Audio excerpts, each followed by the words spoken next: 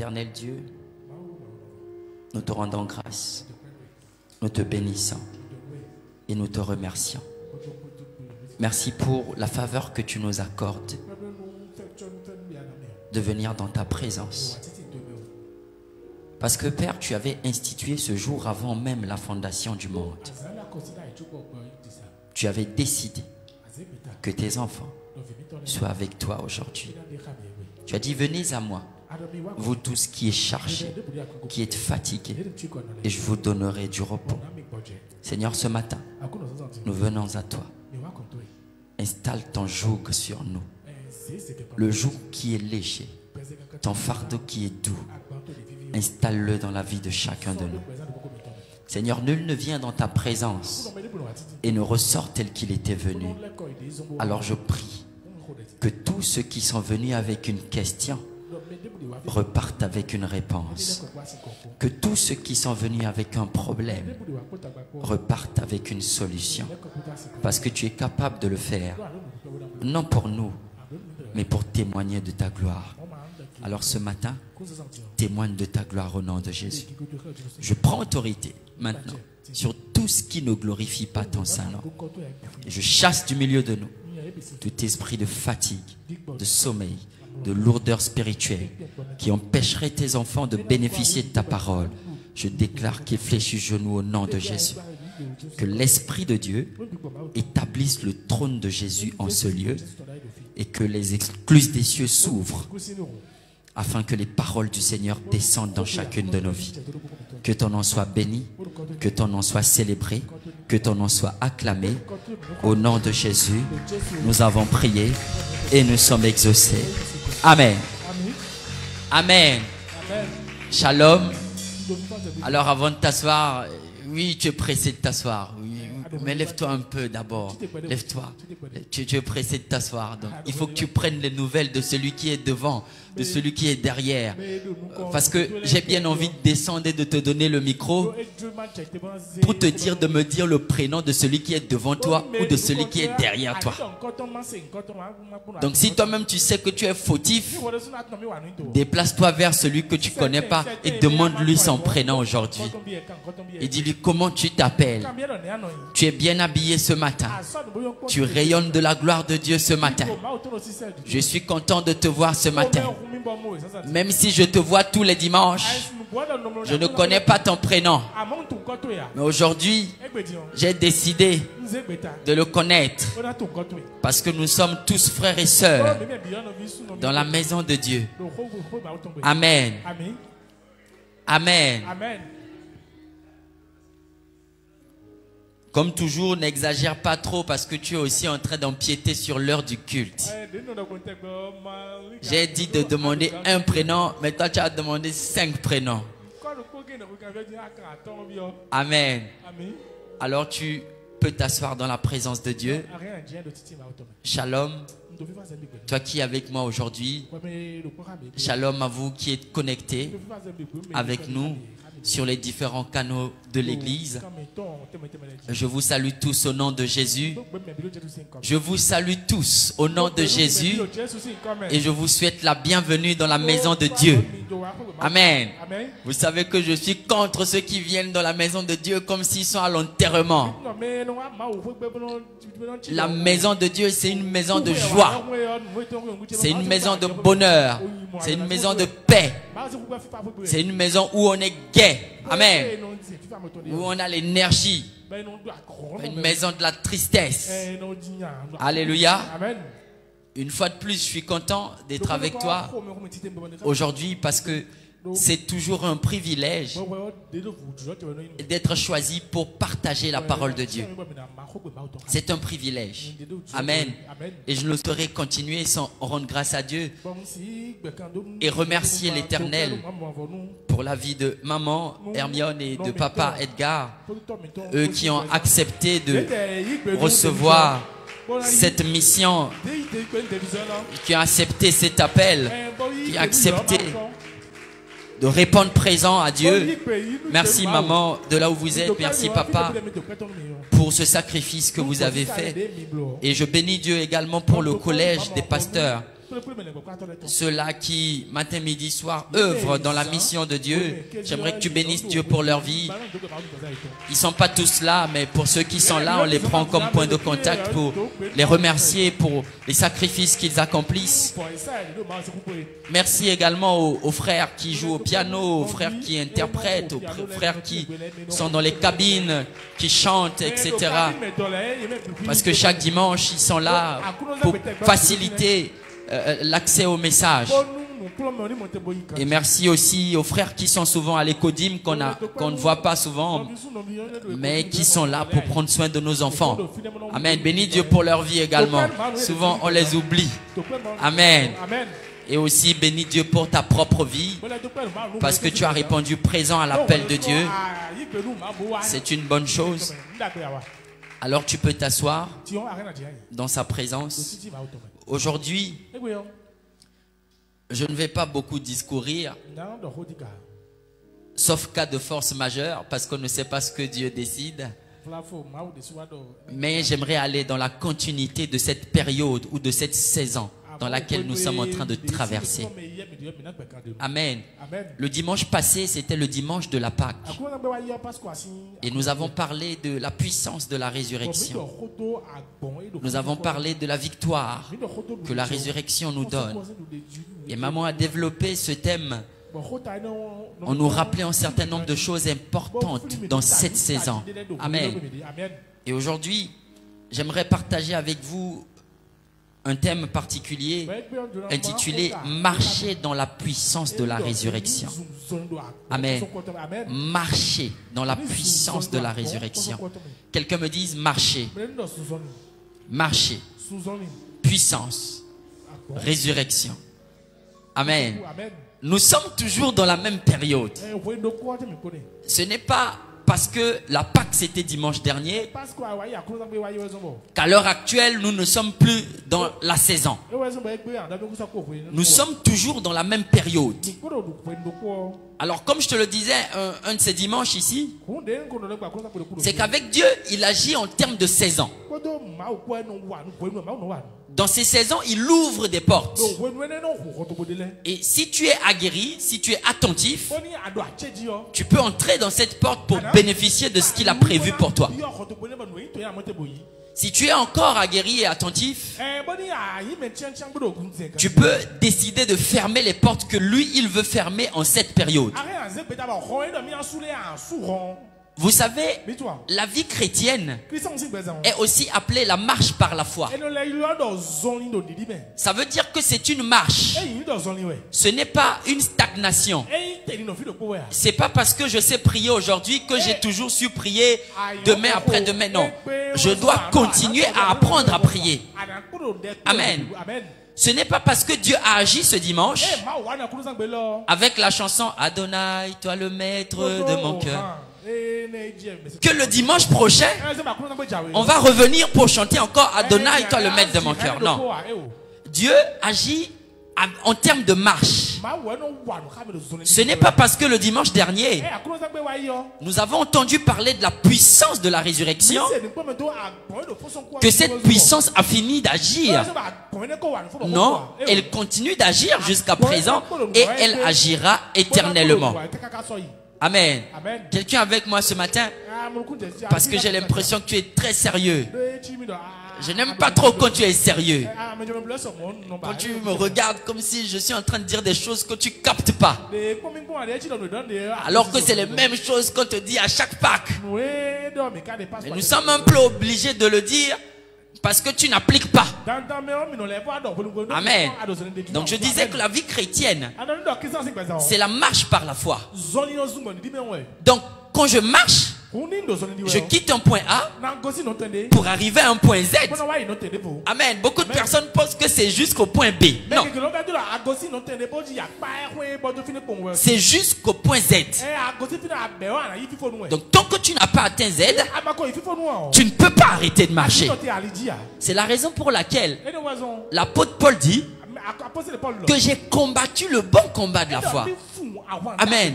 C'est au soir de sa vie, le jour où il était en prison de Mamertime, où on s'apprêtait à lui couper la tête par Néron, qu'il a fini par dire que là, j'ai achevé la course.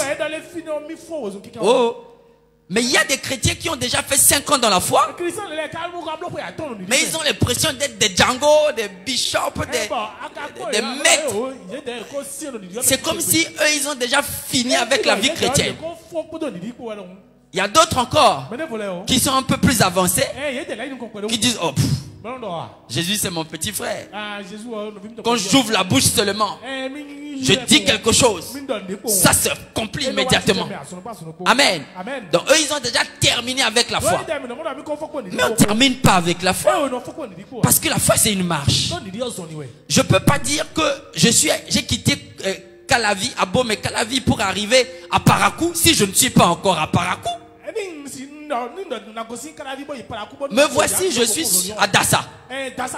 Et on m'appelle pour dire Fitéadé. Et je dis je suis à Parakou. Et le GPS de mon téléphone montre que je suis à Dassa. Mais est-ce que je suis un homme sensé? Mais il y a beaucoup de chrétiens qui sont encore dans la marche, mais qui se comportent comme s'ils étaient au bout du chemin. C'est la raison pour laquelle lorsqu'on fait une prédication ou un enseignement, le dimanche prochain vous l'avez déjà oublié. Amen. Vous savez pourquoi c'est important de faire des résumés, les récaps qu'on fait souvent? C'est pour vous montrer que la marche n'est pas encore terminée. Si vous ne vous rappelez pas d'où vous venez, vous ne pouvez pas savoir où vous êtes et vous ne pouvez pas savoir où vous allez. Cette saison est capitale parce que dans 40 jours, le Seigneur va monter. Il y aura la descente de la Pentecôte. Donc c'est une continuité. Ce qui a été fait hier, ça se fera encore aujourd'hui. Ça se fera encore après. Mais si vous n'avez pas la disposition ou si vous n'êtes pas concentré sur ce que Dieu veut que vous captiez, vous allez rater la saison. Et lorsque vous ratez la saison, ça fait à la saison prochaine. C'est à cause de ça qu'à l'église, il y a des gens qui reviennent encore et encore avec les mêmes et les mêmes problèmes, avec les mêmes et les mêmes situations, mais ils n'ont jamais gain de cause. Ils attendent que Jésus descende pour les guérir, alors que Jésus est déjà monté au ciel depuis. Il ne descendra plus. Il y a 2025 ans maintenant et plus de 5 mois maintenant, plus de 4 mois maintenant qu'il est déjà monté. Il est déjà descendu aux enfers. Il a déjà pris les clés. Il a déjà ouvert les portes. Et il a déjà fermé celles qui doivent être fermées. Amen. Donc quand je vous parle de la marche dans la puissance de la résurrection, c'est que je vous invite à avoir la prise de conscience de ce que cette résurrection que nous avons apprise le dimanche dernier, elle continue de fonctionner dans ta vie. Oh, je n'ai pas entendu ton amen. Elle continue de fonctionner dans ta vie. Ça veut dire que là où tu étais mort quelque part, si tu n'as pas encore reçu la guérison, continue de marcher en croyant que la guérison est possible. S'il y a quelque chose qui a été perdu dans ta vie, aidez-moi à leur dire de stabiliser mon sang, parce que je suis déjà assez fatigué pour qu'ils puissent encore m'embrouiller dans le sang. Amen. Si tu étais fatigué dans un domaine donné, si tu avais des problèmes dans un domaine donné et que tu n'as pas eu cette gain de cause la semaine passée ou même le long de cette semaine, sache que les portes sont encore ouvertes et cette résurrection peut encore être ton partage. Alors la résurrection, ce n'est pas seulement la preuve de la divinité de Dieu ou notre justification. La résurrection, c'est la preuve que nous sommes en train de rentrer dans une nouvelle vie. Il y a quelque chose que j'aimerais partager avec toi aujourd'hui. Et c'est le grand piège de beaucoup de chrétiens. Beaucoup de chrétiens tombent dans ce piège. Ils pensent que la résurrection signifie la restauration de l'ancienne vie. Amen. La résurrection ne signifie pas la restauration de l'ancienne vie. La résurrection signifie le début d'une vie nouvelle. Amen. Dieu ne tisse pas une nouvelle corde sur l'ancienne corde. Si tu attends que Dieu puisse te ramener ton ancienne vie et l'améliorer et l'embellir et l'arranger en cette période, c'est que tu es hors cadre. Dieu va arrêter avec ton ancienne vie et il va te donner une vie nouvelle. Vous savez, moi je l'ai compris très tôt. Lorsque j'étais nouveau converti. Vous savez, j'ai même pensé que Dieu était méchant. Et je dis, mais c'est comment? À cette période, j'avais déjà un certain nombre d'accomplissements, un certain nombre de statuts sur certaines choses que j'avais déjà faites. Et en venant à Dieu, je me suis dit, tiens, vu que j'ai quelques petits soucis, si je viens à Dieu là, comme les chrétiens ont l'habitude de le dire, les soucis là vont passer et je vais devenir meilleur dans les choses que je fais là. Ça va s'améliorer, ça va devenir encore plus top. Erreur, je savais pas. Et là, en devenant chrétien, on est censé avoir une belle vie, n'est-ce pas? On dit, viens à Jésus, tu seras sauvé. Mais mon frère, je pense que c'est un peu inexact. Parce que Pierre était un pécheur. Et il gagnait vraisemblablement bien sa vie. Amen. Il ne pensait pas qu'un jour il allait être pendu sur un morceau de bois. Non. Il pouvait pas sentir le martyre dans son corps. Non. Il était un tant soit peu à l'aise. Donc, mais quand il a entendu parler de la résurrection, sa vie est devenue autre chose. Écoutez ce que Jésus lui a dit avant d'aller au ciel. Il dit, Pierre, lorsque tu étais jeune, tu pouvais attacher une ceinture sur tes reins, marcher et aller là où tu veux. Mais quand tu seras vieux, quand tu auras cette nouveauté de vie, tu ne feras plus ça. C'est des gens qui t'attacheront cette ceinture et ils t'emmèneront là où tu ne veux pas aller. Alors, étant devenu chrétien, c'est comme si Dieu avait mis le flou dans tout ce que j'avais. Vous savez, j'ai pas compris, mais d'une manière ou d'une autre, j'ai perdu tout ce que j'avais déjà accompli. C'est comme si j'étais revenu à zéro. À zéro. Il n'y avait aucun accomplissement. Ce que je vous dis, c'est aller jusqu'au niveau où je n'avais plus mes anciennes paires de baskets de quand j'étais païen. Vous savez, entre parenthèses, lorsque moi j'aime beaucoup les chaussures, d'accord? Donc lorsque j'étais de l'autre côté et que j'avais un salaire d'étudiant, vous savez, chaque fin du mois quand tes parents t'envoient de l'argent, c'est un salaire. Dans ce salaire, chaque fin du mois j'achetais au moins une paire de chaussures, pour ne pas dire deux ou plusieurs. Mais quand je suis devenu chrétien, dans ma chambre il y avait beaucoup de paires de chaussures. Quand je suis devenu chrétien, c'est comme si je galérais à un niveau où je me suis dit, mais comment ça se fait qu'un enfant de Dieu puisse être à ce niveau-là de galère jusqu'à ce qu'il prend ses chaussures, il va revendre à celui qui l'avait vendu ça. S'il t'a vendu ça par exemple à 20 000 francs, toi tu lui revends ça à 8 000 francs. Et lui il nettoie et il revend encore à 15 000. Je savais ça, hein? Mais j'avais pas le choix. Dis mon frère, je te liquide tout. Je n'avais presque plus rien. Là, je vous parle en termes matériels. Mais même au-delà du matériel, j'avais l'impression d'être déconnecté.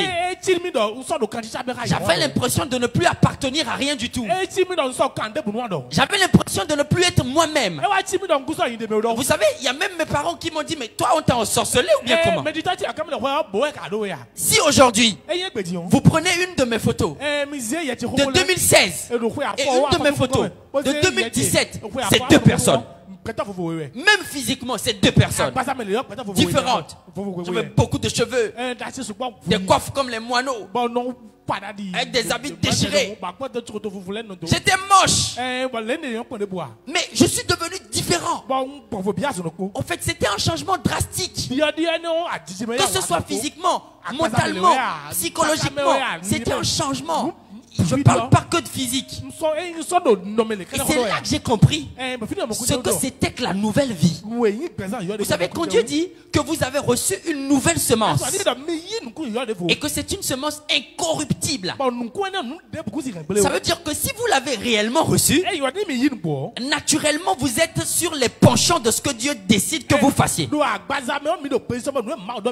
ne faites plus d'efforts. Je vous ai déjà dit ici qu'un jour je suis allé voir mon coiffeur, c'est à la fin d'un culte. Je lui ai dit, Michel, rase tout. Il m'a dit, tu as commencé à prier dans quelle église? Il ne savait pas encore que j'allais à l'église. Il m'a dit, mais toi, tu as commencé à prier dans quelle église? Si toi, Reynold, tu décides d'enlever toute ta tignasse, c'est seulement un pasteur qui peut te délivrer. Amen. Vous imaginez? C'est pour vous dire que la résurrection, ce n'est pas le rafistolage de votre ancienne vie. Vous vous battez. Et je parle beaucoup aux femmes. Les femmes ont tendance à vivre dans le passé. C'est la raison pour laquelle elles ont beaucoup de tempérament mélancolique. Elles ressassent. Une femme est capable de te dire dans une dispute que tu as fait ça aujourd'hui parce qu'en 1985, tu avais porté un habit rouge. Et tu avais le doigt qui s'étillait comme ça. Et tu m'avais mal regardé. Et c'était à 7 h du matin. Je venais de me lever avec un pyjama rouge fleuri. Et c'est à cause de ça que tu as fait ça aujourd'hui en 2025. Une femme est capable de te dire ça. Oh, acclame Dieu pour les femmes. Soyez délivrés au nom de Jésus. J'ai pas entendu l'amen des femmes. Est-ce qu'il y a des femmes dans cette salle? Voilà, elles se reconnaissent. Elle peut te dire ça. Elles ont, pardon, même si vous pouvez rien me faire, je suis ici. Elles ont une façon inutile de ressasser des choses qui leur font du mal. Une femme est capable de te faire l'historique de ta vie plus que toi-même. Moi, quand j'ai besoin de comprendre quelque chose qui s'est passé dans ma vie, j'appelle ma mère ou ma soeur. Je dis, tu te rappelles, en 2003 là, quand on faisait telle ou telle chose, c'était quoi? Fais-moi un peu l'historique. Et tu vois, elle te dit même, assieds-toi, prends une chaise. Je vais te raconter les choses que toi-même tu as oubliées. Et tu commences à faire, ah, donc j'étais comme ça le jour là. Oui, j'étais comme... C'est à cause de ça que l'oncle, de la tante, de la grand-mère, de ce qu'elle avait fait. Ma soeur, elle connaît le nom de tous les membres de la famille. Et leur numéro de téléphone en tête. Vous pensez que quelqu'un comme ça, ça va surcharger son esprit? Amen. Amen. Voilà pourquoi la plupart des femmes ont des maux d'estomac. Ou bien, les femmes, le mot d'estomac. Elles disent qu'elles ont mal au cœur. Si tu as mal au cœur, tu vas mourir. Ce n'est pas le cœur, c'est l'estomac. Amen. Amen. Donc, les femmes sont bloquées, bon, pas parfois seulement les femmes, les hommes aussi, sont bloqués dans leur passé. Quand vous venez à Dieu, vous tirez votre ancienne vie. En fait, Dieu n'en veut pas. Lorsque vous venez dans le traîneau de Dieu, si je devais le comparer au Père Noël, si vous voyez dans son traîneau, il n'a rien d'ancien. Tout ce qu'il a, ce n'est que des choses nouvelles. Il dit, toutes choses anciennes sont passées. Voici, toutes choses sont devenues nouvelles. Amen. Dieu ne veut pas de votre ancienne vie. Parce que s'il la voulait, il n'allait jamais envoyer Jésus à la croix. Non. Il a envoyé Jésus à la croix pour que quiconque croit en lui ne périsse plus parce qu'il périssait avant, mais qu'il y ait une nouvelle vie éternelle. En passant, acclame Jésus pour le sacrifice qu'il a accompli, parce que nous sommes toujours dans la même saison. Amen. Amen. Donc, arrêtez de trimballer votre ancienne vie. Arrêtez de tirer votre ancienne vie. Il y a des gens qui sont à l'heure actuelle devant une échelle de leur gloire. Oh, regarde ton voisin, dis-lui, je vois l'échelle de ta gloire. Tu es devant ça. Tu es devant. Je vois ça. Tu es devant. Même moi, je le vois pour toi. Mais attends, garde-le Bien, et dis-lui ceci. Décharge-toi. Parce que si tu as du poids, tu ne peux pas monter. Tu ne peux pas monter. Ma soeur, décharge-toi. Quand je suis monté ici, j'ai dit, Dieu a dit quoi? Venez à moi, vous tous qui êtes fatigués, chargés, et je vous donnerai du repos. Je vais vous décharger. Je vais vous enlever les poids. Et je vais vous donner mon joug nouveau qui est léger. Dieu veut que nous soyons légers, comme une plume. Et c'est comme ça que nous vivrons une vie nouvelle, pleine de gloire et de réjouissance. Amen. Enlevez votre poids. La résurrection n'est pas la restauration de l'ancienne vie. Non. La résurrection, c'est l'établissement, le commencement d'une nouvelle vie. Alléluia. Nous allons nous tenir debout pour lire un verset dans 2 Corinthiens chapitre 5 verset 17. 2 Corinthiens chapitre 5 verset 17. Dieu dit ceci. Il dit, si quelqu'un est en Christ, il est une nouvelle créature.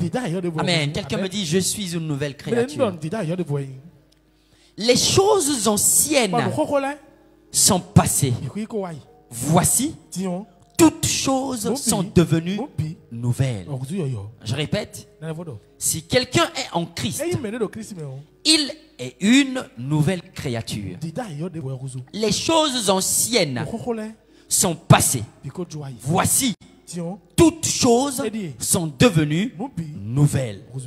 Amen. Romains 6, versets 9 à 10. Romains, chapitre 6, versets 9 à 10. Dieu dit ceci, je vais enchaîner avec les deux. Sachant que Christ, ressuscité des morts, ne meurt plus. Amen. La mort n'a plus de pouvoir sur lui. J'ajoute quelque chose. Sachant que Christ ressuscité d'entre les morts ne meurt plus. La mort n'a plus de pouvoir sur lui et sur toi. Parce que tu es aussi ressuscité avec lui le même jour. Amen. Tu peux alors t'asseoir.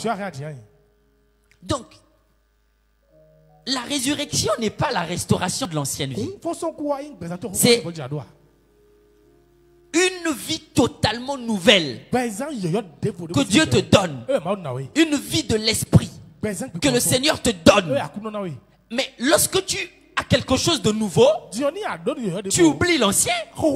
J'ai bien envie d'aller voir les enfants de l'Écodim. Vous savez, quand nous étions enfants, lorsqu'on a un nouveau jouet, chaque Noël, on a un nouveau jouet, n'est-ce pas, les mamans? Quand vous donnez un nouveau jouet à votre enfant, même si ce jouet est moins beau que l'ancien, si c'est seulement nouveau, l'enfant va laisser l'ancien. Maintenant, les mamans ne sont pas en train de comprendre. Quand une maman achète une nouvelle robe, elle a déjà 1000 robes dans sa garde-robe.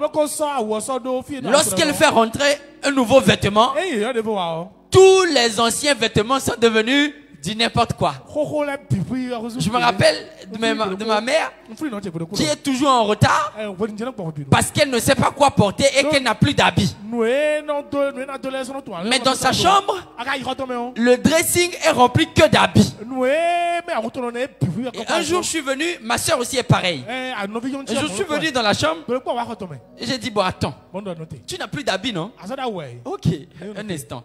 Je suis rentré, j'ai pris 1. Ça c'est quoi? J'ai mis sur le lit. 2, ça c'est quoi? J'ai mis... 3, ça c'est...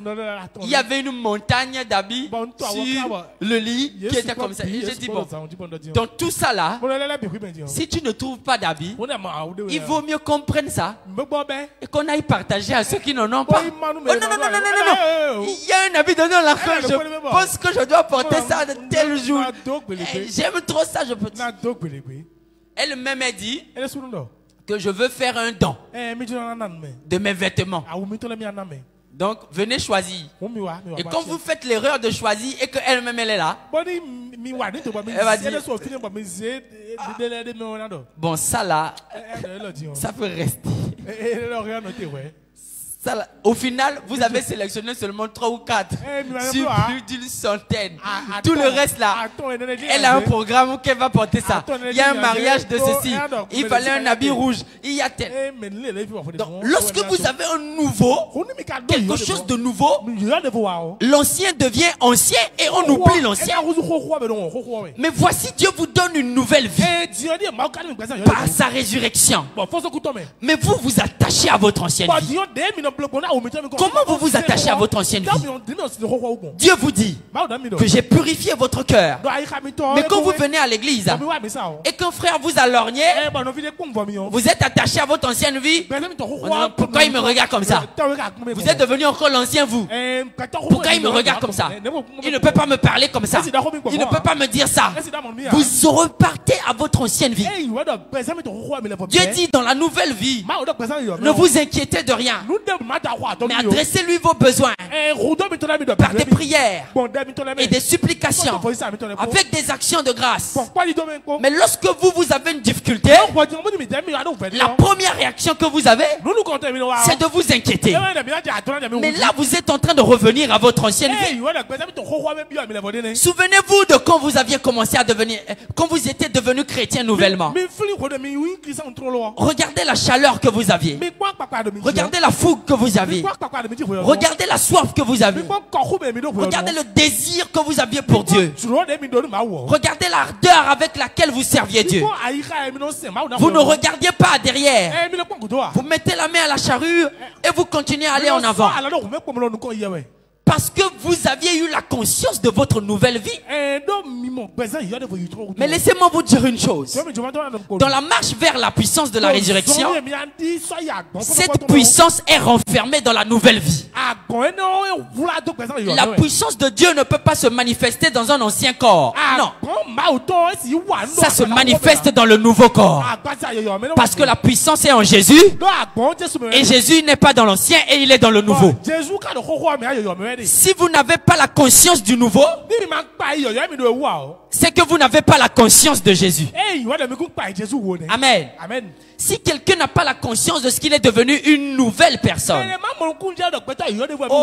il ne faudrait pas faire des amalgames. Vous n'êtes pas une autre personne. Non. C'est pas ce que je dis. Non. Vous n'êtes pas une autre personne. Vous êtes la même personne, mais une nouvelle personne. Amen. Vous voyez par exemple le frère Kalebi, s'il laisse pousser ses cheveux et qu'il a beaucoup de barbe, il va être différent, n'est-ce pas? Si nous sommes habitués à le voir barbu avec les cheveux, nous allons le remarquer différemment, n'est-ce pas? Mais si un jour il décide de se coiffer et de tailler sa barbe, il sera toujours le frère Kalebi, n'est-ce pas? Il aura toujours la tête du frère Kalebi. Il sera toujours comme le frère Kalebi, mais il ne sera plus l'ancien frère Kalebi qui avait beaucoup de cheveux. Il sera le nouveau frère Kalebi qui est bien coiffé. L'ancien vous, c'était le pécheur. L'ancien vous, c'était le menteur. L'ancien vous, c'était le voleur, le calomniateur. Mais le nouveau vous, c'est celui qui marche dans la paix. Le nouveau vous, c'est celui qui marche dans l'amour. Le nouveau vous, c'est celui qui prospère à tous égards comme prospère l'état de son âme. Le nouveau vous, c'est celui qui dit Amen quand on est en train de déclarer les bonnes choses sur sa vie. C'est ça le nouveau vous. Alors donne-moi un Amen. Voilà, quitte l'ancien toi. L'ancien toi ne disait pas Amen. Mais le nouveau toi doit dire Amen. Est-ce que vous voyez un peu? Donc, Dieu ne vous appelle pas à changer de vie. En cette période, nous sommes maintenant en train de nous préparer à recevoir non le Saint-Esprit, mais la manifestation de la plénitude du Saint-Esprit. Parce que nous l'avons déjà reçu. Donc, lorsque le Saint-Esprit arrivera pour manifester cette plénitude en nous, mais il faudrait que nous ayons la conscience de ce que nous sommes quelqu'un de nouveau. Parce que Dieu ne fonctionne pas avec l'ancien. L'ancien vous est déjà mort. est déjà cloué, est déjà enseveli. Maintenant, vous êtes ressuscité. Amen. Sachant que Christ, qui est ressuscité d'entre les morts, ne meurt plus, la mort ne peut plus valoir de lui. La mort ne peut plus rien lui faire. La mort ne peut plus rien n'avoir sur lui. C'est pareil pour chacun de vous. Alors, mes frères, je vais vous rappeler quelque chose de très essentiel. Et vous savez, dans l'enseignement que Dieu me donne la grâce de vous donner, j'aime mettre un point capital de façon spécifique sur les choses. Une chose qui empêche les chrétiens de jouir de Dieu, c'est la... Comment je vais dire ça? La conscience de ce qu'ils ne sont plus eux.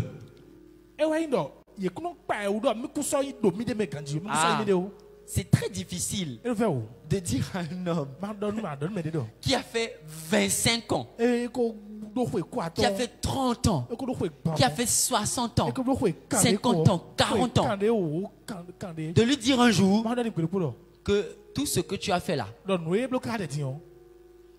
maintenant, tu dois mettre ça de côté. Parce que tu n'as plus rien à faire. Maintenant, laisse-toi aller.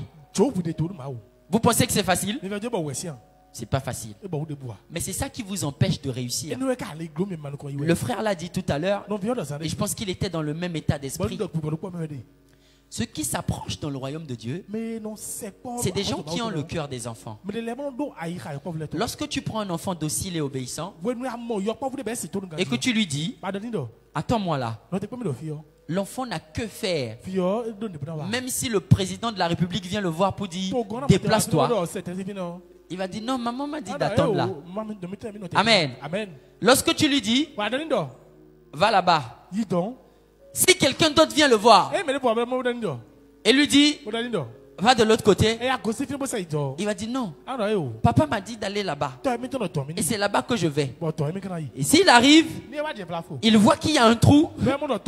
Comme papa lui a dit d'aller là-bas, il va chercher les moyens pour sauter le trou, pour contourner le trou, pour aller là où papa lui a dit d'aller. Mais dans la vie, par la foi, c'est la même chose. Oubliez, aujourd'hui, oubliez vos 30 ans. Oubliez vos 40 ans. Parce que lorsqu'on parle de résurrection, je suis fatigué à chaque Pâques de revenir sur la même chose. À chaque Pentecôte de revenir sur la même chose. Lorsqu'on parle de résurrection, on parle de déconnexion de l'ancienne vie et de connexion sur la nouvelle vie. Amen. Oubliez vos 30 ans. Oubliez vos 40 ans. Vous êtes mort. Amen. Dis à ton voisin, tu es mort. Dis-lui qu'il est mort. Qu'il est mort. Il doit se rendre compte qu'il est mort. Parce que si tu ne meurs pas, même si les autres qui sont ressuscités, toi tu ne seras pas ressuscité. Tu seras toujours vivant. Qui marche tu es un homme vivant qui marche parmi les morts. Est-ce qu'un vivant peut voir les morts? C'est pas possible. Vous n'arrivez pas à voir Jésus parce que vous êtes vivant. Vous n'arrivez pas à bénéficier de Jésus parce que vous êtes vivant. Mais Jésus, lui, il a choisi de mourir. Mais maintenant, il n'est plus au stade de la mort. Il est ressuscité. On ne peut être ressuscité que si on est mort. Vous savez pourquoi Jésus est mort et qu'il est ressuscité? Pour montrer aux hommes la puissance de Dieu. Parce que la fin des hommes, c'est la mort. Ou bien, on dit, tant qu'il y a la vie, il y a toujours l'espoir. Mais quand il y a la mort, il y a quoi? Plus rien. Alors, si Jésus continue à parler en disant je suis le Messie, Dieu m'a envoyé, Dieu a fait ceci, les hommes n'allaient pas tous le croire. Parce qu'ils disaient, mais il a quelle puissance? Il a quelle capacité pour faire ce que nous on ne peut pas faire? Jésus a guéri les malades. Les gens ont dit que Élie a guéri les malades. Amen. Jésus a fait marcher les paralytiques. Les gens ont dit les souverains sacrificateurs aussi le font. Amen. Jésus a accompli les miracles, les prodiges. Les gens ont dit que d'autres aussi avant lui l'ont fait. Mais Jésus est mort. Il a donné sa vie à la croix. Et le troisième jour, il est ressuscité d'entre les morts. Et il est revenu à la vie. Et qui a déjà fait ça ici? Acclame Jésus pour ce qu'il a fait. Ah, personne ne peut faire ça ici. Si un pasteur vient te voir et il dit que tu dois passer par moi pour trouver Dieu, dis-lui, pasteur, est-ce que tu es capable de mourir? Et 3 jours après, tu vas revenir à la vie. Non, le pasteur n'est pas le chemin, la vérité et la vie. C'est Jésus seul qui l'est. Amen. Si un frère vient te voir pour dire que je suis le canal là, pour t'emmener vers Dieu, dis-lui mon frère, non Théophile, est-ce que tu peux mourir et 3 jours après, tu vas revenir à la vie? Personne d'autre ne peut le faire. Et ce sacrifice ne peut plus être fait. C'est fait une seule fois pour toutes. Même les gens qui vont naître en 2026, ce sacrifice a été accompli pour eux. Amen. C'est la raison pour laquelle le nom de Jésus est élevé au-dessus de tous les noms. Parce que c'est le seul qui est capable de mourir et de revenir à la vie. Acclame-le encore. Oui, c'est pour ça qu'on l'aime. Parce qu'il nous a fait preuve de sa puissance. Ou bien, lorsque tu dragues une femme et qu'elle est matérialiste, qu'est-ce qu'elle te dit? C'est où? Montre-moi de quoi tu es capable. Ou bien les dames, montre-moi ce que tu vaux. Souvent il y a compétition. Bon, le frère Jean-Pascal n'est plus dedans. Jean-Paul n'est plus dedans. Mais je parle des célibataires. Parfois il y a compétition. Le jour de l'anniversaire de la dame, celui-ci, il dépose. Ah, je vois la sœur Céline en train de sourire là-bas. Hein. On dirait que la compétition était aussi dans son côté. Il dépose. Ou bien, l'autre vient. C'est moto. Il donne. Ah, tel a vu que c'est moto. Il dit, moi je peux pas donner moto. Hein. C'est scooter. Il donne. Celui qui a donné scooter pense qu'il est le fort. Un autre a vu. Il dit, lui il a donné scooter. Lui il amène voiture. Il donne. Ou bien, ah mais nous sommes des matérialistes aussi. Nous avons demandé à Jésus, mais qu'est-ce que tu peux mettre sur la table? Élie a prié, le feu est descendu et le miracle s'est accompli. Mais pour que nous on croit en toi, qu'est-ce que tu peux mettre sur la table? Jésus a dit, attendez, vu que vous êtes matérialiste, je vais vous montrer ce que moi je peux mettre sur la table. Moi je mets ce que personne ne peut mettre. Imaginez, quelqu'un a donné Range Rover et l'autre a donné jet privé. Il a terminé. Vous voyez le frère Jean-Paul, non? Il a donné jet privé. Voilà pourquoi la femme a accepté. Elle a dit que c'est seulement toi. Personne d'autre. Je ne veux plus quelqu'un d'autre. Tu es le sommet. Ou bien, oh, Jésus est notre sommet. Parce que lui, il a mis sur la table ce que personne d'autre ne peut mettre. Si Jésus l'a mis pour toi, alors mon frère, il a dit que ces choses aussi sont pour toi.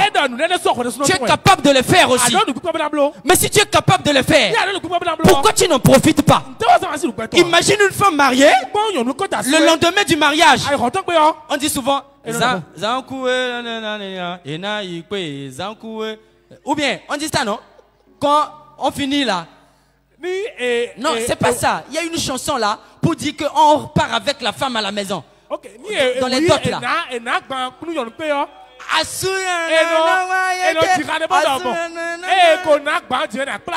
Ou bien, vous voyez cette chanson là?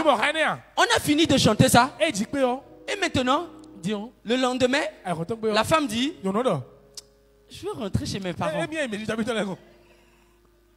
Regardez le sourire du frère Jean-Paul. Lui seul, il peut vous dire ça maintenant. Si sa femme dit que je veux rentrer chez moi, après qu'il a fini de tout donner, de tout conclure, et le jour là même, il ne pouvait pas bien faire le bisou. C'est seulement un petit bisou qu'il a fait. Et pendant qu'il s'apprête à faire le vrai bisou, la femme dit, la vie de mariage, je dois retourner chez moi. Mon frère, à ton avis, qu'est-ce que tu vas faire? Oh, mon collet serré, j'ai déjà payé. Je vais t'attacher. Suis-moi. Va t'attacher. Il n'y a pas ton pied, mon pied. Tu vas aller chez ta parole. Allons, je t'accompagne. Si tu veux, je prends même la voiture. Même si je ne sais pas conduire, on appelle Gozé. On va là-bas. À 19h, on retourne. 19h même, c'est trop parti. 17h. Amen. Amen. Mais c'est ce que vous faites avec Jésus. Jésus a payé le prix. Il a payé le sacrifice. Il vous a épousé. Il a donné la dot. Par le prix du sang. Et le lendemain, il vous a dit abandonnez votre ancienne vie. Oui, abandonne. La vie où chaque matin tu te réveilles dans ta chambre chez tes parents est finie. Quand tu es marié, c'est fini. Tu te réveilleras maintenant dans la chambre de ton mari. Quand tu le veux ou non. C'est ça. Ou bien, mais voilà que Jésus a donné le prix pour toi. Et le lendemain, tu dis que tu ne veux pas cette nouvelle vie et tu veux retourner à l'ancienne. Voilà que Jésus t'a délivré du mensonge. Mais le lendemain, tu vas encore mentir. Mais quand tu mens, vous imaginez comment Jésus se comporte? Il se sent comme un homme qui vient de payer la dot. Et sa femme dit, le lendemain que je veux retourner chez mes parents. Voilà pourquoi Jésus dit, ton pied, mon pied. Chaque dimanche, il te ramène à l'église. Et il dit, Reynold, rappelle-lui que j'ai payé le prix. Rappelle-lui que j'ai payé le prix. Oui, il a payé pour toi. Il a payé pour toi. Il a payé pour toi. Il a payé pour nous tous. S'il a déjà payé, acceptons alors de nous marier. On n'a même pas le choix. Il a déjà payé. Le jour là, on a bu. Ou bien, on a bu, non? On a bu. On a même mangé. Moi-même là, quand les gens viennent marier les gens dans ma famille, quand je prends et je bois, hein, le mariage de Madame Zanou là, j'avais pas bu. Je l'ai appelé et j'ai dit, ce qui n'est pas fini là, réserve. Il faut que je boive. Parce que si je bois, le jour où toi tu vas dire que je ne veux plus, c'est moi-même qui va te prendre pour dire, on avait bu. Même si tu ne veux plus, on avait bu. On avait bu. Pas seulement. Même si c'est la souffrance. Pas seulement. Parce qu'on avait bu. Amen. Amen. Mais chaque dimanche, tu bois la Sainte Seine. Tu prends la Sainte Seine. Tu dis, Seigneur, je communie avec toi. Mais quand tu sors de l'église, c'est toi qui mens. Quand tu sors de l'église, c'est toi qui es triste. Quand tu sors de l'église, c'est toi qui reviens à ton ancienne vie. Mais finalement, tu es infidèle. Amen. Amen. Tu es infidèle. Et qu'est-ce qu'on fait à quelqu'un qui est infidèle? Ne dis pas. Pardon. Amen. Amen. Mais la puissance de Dieu ne se manifeste pas dans vos vies parce que vous n'acceptez pas ce qu'il a fait. Vous savez, si je suis descendu ici, c'est pour vous parler en cœur à cœur. Parce que souvent quand on est là-bas, vous pensez que c'est trop protocolaire. Non. Moi, je voudrais que votre vie change. Quelle que soit la manière dont je m'exprime, je voudrais que ce soit la manière la plus simple pour que votre vie change. Regardez, c'est un véritable scandale le sacrifice de Christ. C'est un scandale. Parce que, vous savez, aujourd'hui, j'ai encore médité sur ça et j'ai vu que c'était un vrai scandale. On dit à l'époque que, c'est pas aujourd'hui, hein, aujourd'hui quand on calomnie, quand on parle mal de Dieu, les gens mettent ça sur le coup de la modernité, complètement stupide. Mais à l'époque, le blasphème était pris au premier degré. Si tu blasphèmes, si jamais tu blasphèmes, ou on dit le péché contre le Saint-Esprit là, si tu parles mal de Dieu, aujourd'hui les gens peuvent aller sur les réseaux sociaux, allumer leur caméra et parler de mal de Dieu, parler des pasteurs, parler des hommes de Dieu.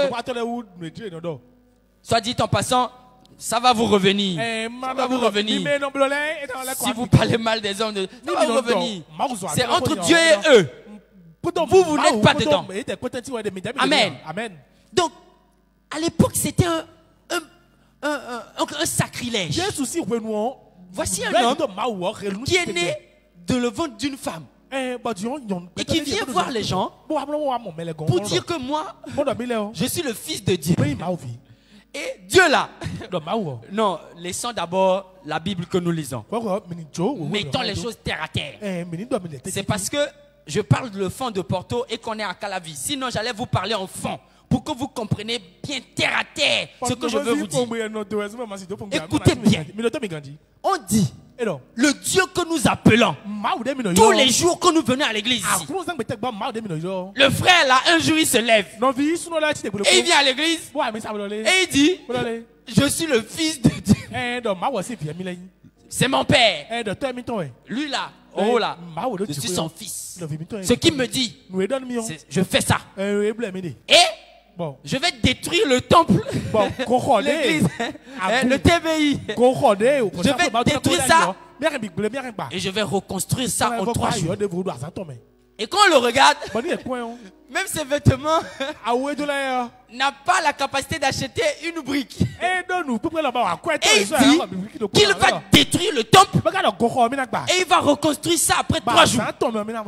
Et il dit quoi? Que le Fils de l'homme que je suis, je vais mourir et je vais revenir à la vie. Il dit que ce que vous avez entendu à l'époque, quand Élie parlait, quand les prophètes parlaient, ces choses-là se sont accomplies aujourd'hui. L'Esprit de Dieu est sur moi. Ces choses que Élie disait, aujourd'hui, ça s'est accompli. Par moi. C'est moi que Élie avait dit. Esaïe, ce qu'il disait là, c'est moi. Vous imaginez, c'est ce frère-là qui vient dire ça. Quand on va le voir, ça c'est un comédien. Le frère qu'on a vu, c'est pas le fils du charpentier. Amen. C'était un scandale. Parfois même quand les pasteurs viennent vous voir, je sais, il y a des gens. Quand les pasteurs font, moi aussi j'étais dedans. Voilà pourquoi je peux comprendre. Quand les pasteurs disaient que la puissance de Dieu est descendue sur moi, et j'étais dans un hôpital, quelqu'un était mort, je lui ai posé les mains, il est revenu à la vie. Moi avant je disais vraiment, c'est où? Il est revenu là, c'est où? On n'a pas vu ce qui... Tu dis qu'il est revenu là, on ne le voit pas. Oh non, les témoignages de... Je priais, il n'y avait rien dans mon compte en banque. Lorsque j'ai prié, 3 milliards sont en même temps téléchargés dans le compte. Vous voyez, la soeur là a souri là-bas. Elle et moi, on ne croyait pas à ça. Vous voyez, ça c'est seulement les choses comme ça. Hein. Mais vous imaginez quelqu'un qui vient vous voir pour dire que le Dieu que vous adorez depuis des années, ce Dieu-là, il s'est matérialisé maintenant. Et tout ce qu'il a dit que ça va s'accomplir, je suis venu pour les accomplir. Mais c'est un blasphème. Vous savez, les souverains sacrificateurs ont pendu Jésus sur un morceau de bois par colère. Par colère. Et je dis, mais tu manques de respect. Regardez l'apôtre Paul.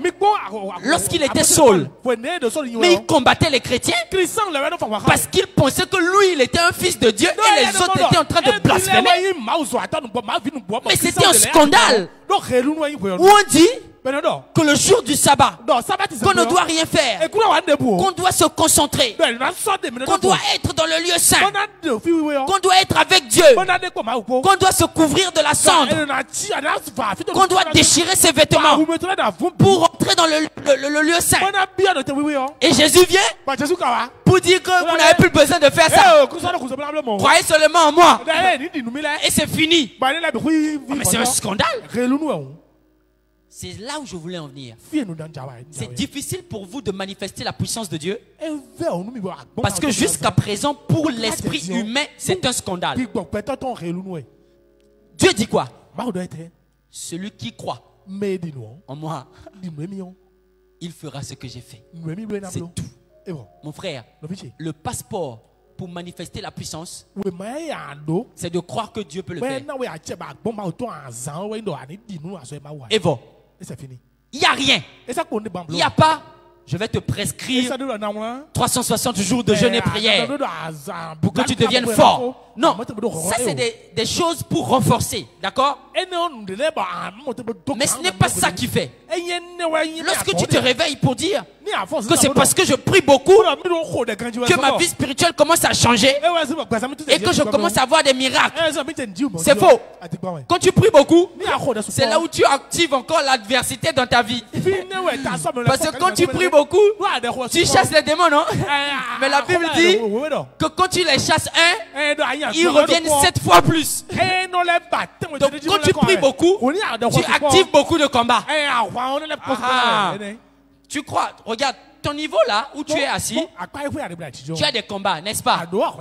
Mais quand tu viens devant ici, tu as des combats 2 fois plus que quand tu étais là-bas. Maman Hermione a plus de combats que toi et moi. Amen. Mais le pasteur Camille a plus de combats que Maman Hermione. Le pasteur Mamadou Karambiri a plus de combats encore. Vous voyez un peu? Ainsi de suite, ainsi de suite. Les combats, ça ne finira pas. Il y en aura encore et encore. Parce que Dieu dit, s'ils ont persécuté moi, Dieu, le Fils de Dieu, Jésus, mais qu'en sera-t-il de vous? Donc, ce n'est pas parce que tu pries, ce n'est pas parce que tu jeûnes que tu es digne de Dieu. Non. Tu es digne de Dieu parce que tu crois. Et c'est ça le scandale des chrétiens. C'est ça le scandale. Jusqu'à présent, vous n'avez pas encore cru. Il y a un verset dans la Bible qui dit que vous n'avez pas encore été exaucé parce que vous n'avez pas encore demandé. Non, homme de Dieu. C'est vrai ça? On n'a pas encore demandé. Combien de fois on demande? Tous les jours ou bien? Mais moi je vais vous dire ce matin que vous n'avez pas encore reçu parce que vous n'avez pas encore cru. Il faut seulement croire. Dans cette marche, même quand vous voulez recevoir le Saint-Esprit, il faut seulement croire que vous pouvez le recevoir. C'est tout. C'est le passeport. Lorsque vous voulez accomplir quelque chose avec Dieu, il faut seulement croire qu'il peut le faire. C'est le passeport. C'est l'ouverture. Votre vie est difficile parce que vous ne croyez pas. Parce que vous voulez mériter. Parce que vous voulez faire pour avoir. Non. Avec Dieu, on ne fait pas pour avoir. Avec Dieu, on croit qu'on a reçu et Dieu le donne. Amen. Amen. Est-ce que ce matin, quelqu'un croit qu'il peut recevoir le Seigneur, qu'il peut recevoir la puissance de la résurrection, qu'il peut recevoir la capacité de déplacer des montagnes, comme Zorobabel, qui est capable d'accomplir des miracles et des prodiges que le Seigneur a décidé de donner à chacun de vous? Cette puissance est déjà rendue disponible. Mais c'est parce que nous ne croyons pas. Nous ne croyons pas. C'est un vrai scandale, mon frère. Un vrai scandale. Et souvent, moi, personnellement, quand j'étais encore païen, quand je suis devenu chrétien, je posais cette question-là aux différents devanciers spirituels. Je leur disais, bon, il faut faire quoi pour vite grandir dans la foi? Il faut faire quoi pour manifester la sagesse de Dieu? Vous savez ce qu'il me répondait? Il dit, Reinhold, il ne faut rien faire. Celui qui est puissant avec Dieu, ce n'est pas celui qui fait. Justement, c'est celui qui ne fait rien. Vous savez, ça demande beaucoup de force lorsqu'on a la capacité de faire, de ne pas faire. Il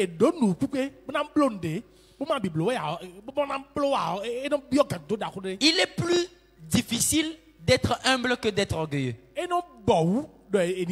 C'est facile d'être orgueilleux. Très facile. Mais l'humilité, c'est une force maîtrisée. Tu sais que tu es fort, mais tu te calmes. Vous voyez, par exemple, ma soeur qui est derrière là, si elle vient me voir, bon, moi je ne suis pas trop digba. Si elle vient voir le frère Geoffroy, et le matin, elle dit, frère Geoffroy, si toi là, ce que tu fais là, je n'aime pas ça. Tu seras comment d'abord? Tu vas être étonné ou bien? Un moustique qui va attaquer un éléphant. Tu vas te battre avec elle, contre elle. Tu vas faire quoi? Ah, Jodo, si je t'attrape, et Camille, tu vas pleurer. Amen. Amen. Mais regardez celui qui est faible. Quand on vient le voir, vous dites oui, frère Geoffroy. Regardez le faible. Il peut commencer à chercher à se battre. Lui là, il est faible.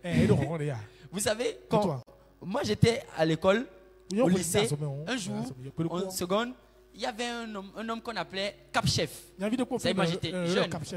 J'avais quoi, 15 ans ou 14 ans. Donc j'étais bébé. Et lui, il s'appelait Cap Chef. Il avait déjà une trentaine. Et c'était le doyen de la salle. Et vous savez, moi, ma bouche aussi, parfois, ça ne se repose pas. Donc, je me bats souvent avec la bouche. Donc, quand quelqu'un me dit, je la ligne les mots, et Cap Chef m'a dit, ah, petit, tu m'as manqué de respect. Moi, comparativement à Cap Chef, j'étais petit. Vous voyez un peu? Lui, il était grand. Cap Chef, ça veut dire caporal chef. Ça veut dire qu'il était dans l'armée. Et il est venu à l'école. Vous imaginez? Il était costaud. Et moi, le faible, regardez ma réaction. J'ai dit à deux de mes potes, attrapez-moi, hein. Si vous me lâchez, je vais rentrer chez moi démoralisé. S'il vous plaît, attrapez-moi. Et quand Cap Chef disait, ah mais Reynald, tu m'as manqué de respect. Oh, faut voir le faible. Je casse tout le monde. Il dit non, Cap Chef, tu peux pas me dire ça. C'est parce que tu es grand, tu crois que tu es capable de tout faire. Non, lâchez-moi, j'enlève la tenue. Déjà,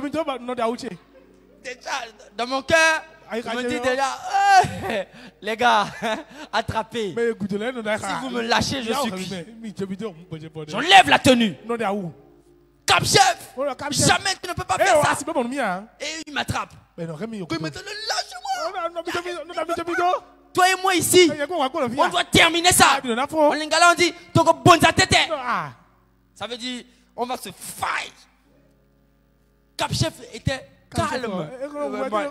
J'étais petit, il était calme. Il me regarde. Il dit, oui, Cap Chef. Je criais. Les potes m'ont dit, n'exagère pas trop non plus. Parce que quand on va finir, tu vas rentrer là. Nous, on ne sera plus avec toi. N'exagère pas. À la fin du coup, là, Cap Chef m'a dit, petit, je ne vais rien te faire. Quand le cours va finir, ton chemin, mon chemin, c'est sur la voie qu'on va terminer ça. Parce que si on fait ça ici, je vais être renvoyé. Quand j'ai entendu ça, j'étais déjà à la fin.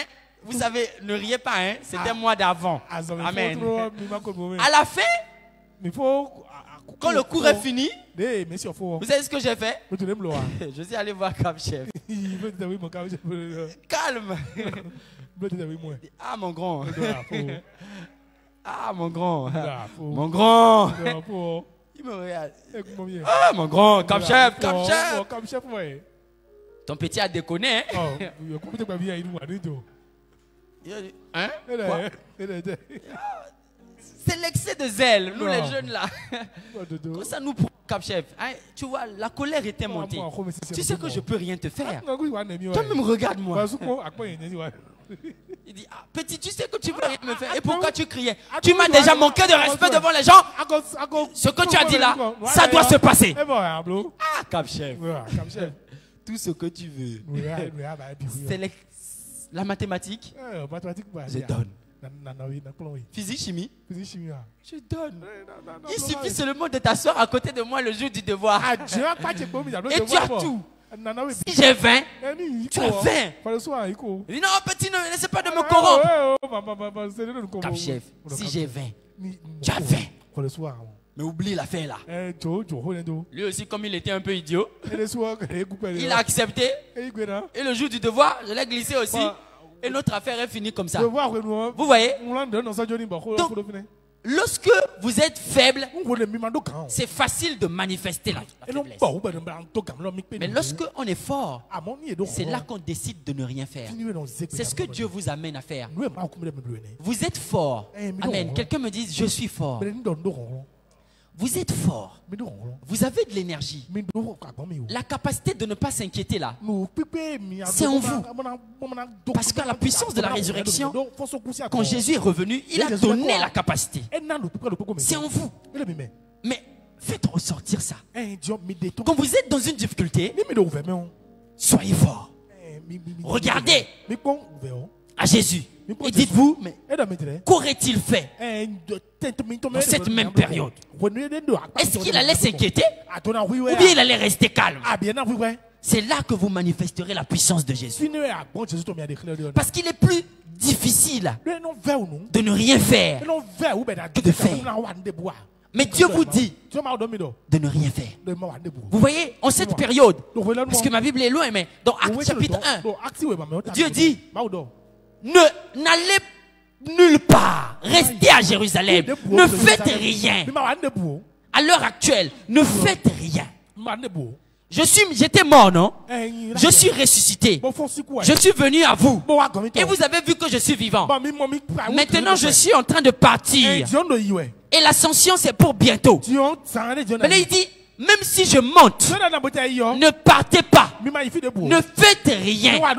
Attendez à Jérusalem pour que le Père puisse envoyer ce qu'il avait promis. Mes frères, en cette période, la chose la plus difficile à faire, c'est de ne rien faire. Quand vous allez sortir d'ici, vous aurez des occasions de faire. On va vous proposer de faire. On va vous dire, faites ceci pour avoir ceci. Faites ceci pour avoir ceci. Mes frères, laissez-moi vous dire de ne pas le faire. Ne faites rien. Attendez que Dieu vienne le faire pour vous. Mais attention, je n'ai pas dit que ta mère t'a dit d'aller laver les assiettes. Tu as dit, l'évangéliste Renaud a dit de ne rien faire. Je ne dois plus laver les assiettes. Je ne parle pas de ça. Je parle d'une dimension spirituelle. Amen. Dans quel contexte? Parfois, tu avais l'habitude de... Quand tu as un défi, ta première réaction c'est je dois aller sur la montagne. Je dois aller sur la montagne. J'ai les défis. Je dois aller sur la montagne. 8 jours de jeûne et prière pour que la situation puisse se décompter. Ton Dieu maintenant c'est le jeûne. Ce n'est plus Dieu, hein. C'est le jeûne qui est ton Dieu. C'est ta réaction première. Mais à l'heure actuelle, lorsque tu auras des défis, ne pense pas d'abord au jeûne. Pense à Dieu. Et dis-lui, Seigneur, voici mes défis. Je suis dans cette situation. Que dois-je faire? C'est Dieu qui doit t'inspirer ça. Vous savez, il y a beaucoup de personnes qui jeûnent sans inspiration. Ils se lèvent seulement comme ça, ils vont. C'est des grèves de faim que vous faites. Moi, je suis déjà mince comme ça, je ne vais pas manger pendant 40 jours, tous les 3 mois. Je vais devenir comment? Gringalet? Mais il arrive aussi que je jeûne. Ça arrive. Mais c'est Dieu qui t'inspire ça. Amen. C'est Dieu qui... C'est pas toi. En fait, c'est tellement orgueilleux quand, même à l'église, quand souvent, je décrète 30 jours. C'est pas sous inspiration divine. Je décrète 30 jours de jeûne et prière. Mais toi, tu es qui? Tu veux forcer la main à Dieu? Il y a des gens comme ça qui prient pour forcer la main à Dieu. Ah bon, hein? Vous ne savez pas? Il y en a, regarde, écoutez leur prière. Seigneur, le 30 mai, c'est cette date. Je déclare, si le 30 mai passe et que ça ne s'est pas accompli, c'est que tu n'es plus Dieu. Okay. Il ne sera plus Dieu, il t'a dit. Avec ou sans toi, il est Dieu. Pourquoi vous pensez que vous allez forcer la main à Dieu? Les prières orgueilleuses. On lieu de venir vers lui en disant, Seigneur, moi ma volonté c'est que ça soit fait le 30 mai. Mais toutefois, que ta volonté soit faite. Si tu veux le 30, c'est bon, je prends. Si tu veux aussi avant, je prends. Mais si tu fais après, je prendrai parce que tu resteras Dieu. Regardez ces deux personnes. La première c'était Abraham. La deuxième c'était Jésus. Abraham vient voir Dieu. Il savait que c'était Dieu. Quand l'ange de l'Éternel l'a visité, il est venu le voir. Et lui, il voulait sauver son frère Lot. Et il a commencé à travailler un peu le mindset de Dieu. Dieu savait déjà ce dont il avait besoin. Mais il a commencé. Il dit, Seigneur, je veux te demander quelque chose. Est-ce que pour détruire Sodome et Gomorrhe, si tu trouves même 30 personnes qui croient en toi, tu ne vas pas accepter de ne pas détruire? Dieu lui dit, bon, 30, on verra.